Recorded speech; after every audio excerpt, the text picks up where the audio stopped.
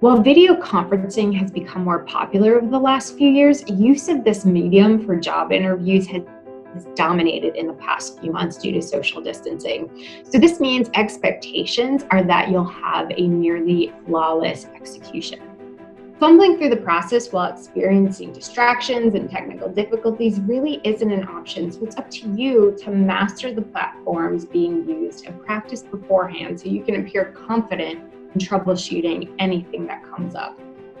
You're required to set the stage for the interview environment, which takes some additional preparation and can have a major impact on the outcome.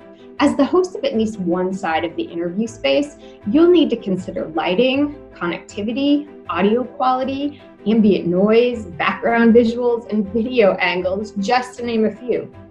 Everything counts and will be part of the evaluation, since it's likely you'll be using video technology to communicate in the new role, maybe with customers. So the interview is becoming an audition of sorts. Second, you'll be asked how you're handling the pandemic, and you should ask them too. On a positive note, employers in the near future will be more forgiving of things like resume gaps and layoffs due to the recent disruption in the job market. However, a question that's frequently being asked of candidates is, how have you handled work during the pandemic? And what they're really trying to assess is your leadership, creativity, and how you adapt during a crisis. If you were furloughed, describe the new skills you developed or relevant online courses you completed.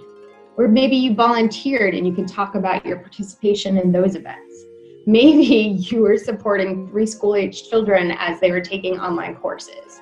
So all of these are going to bring important skills to the table, and there's really no right or wrong response necessarily, but there are certain ways you can be more strategic in your answer to demonstrate your positive attributes versus wasting an opportunity to showcase relevant competencies.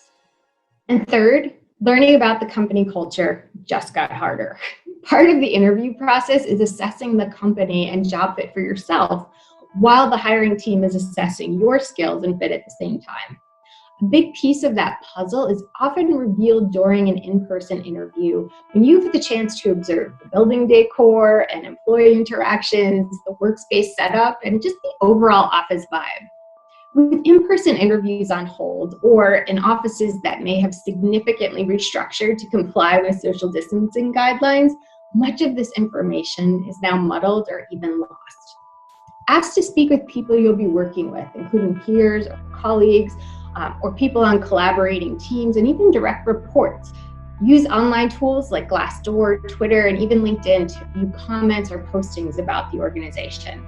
And tap into your network to get honest feedback about their experiences working in the company. Get creative with your questions during the interview by asking things like, who was the last person on the team to get an award and what was it for? Or can you give me an example of a recent team conflict and how it was handled? And just for good measure, there are several things about the interview that haven't changed, so it's worth your time preparing. While there's no way to prepare for everything you might face in your next interview, managing those things that are within your control will make those unexpected moments less stressful and easier to handle. So give yourself every advantage to leave a lasting positive impression.